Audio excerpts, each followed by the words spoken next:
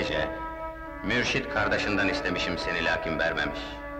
Sen bir şahansın Seyidan. Ben bir küçük serçeyim.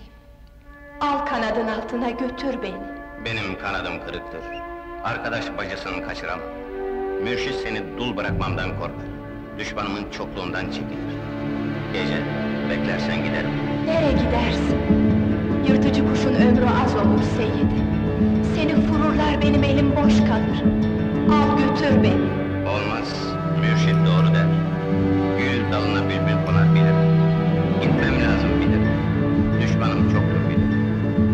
Sağ kalırsam dönerim gece. Hapislere düşsem bekler misin? Uzaklarda kalsam yolumu gözler misin?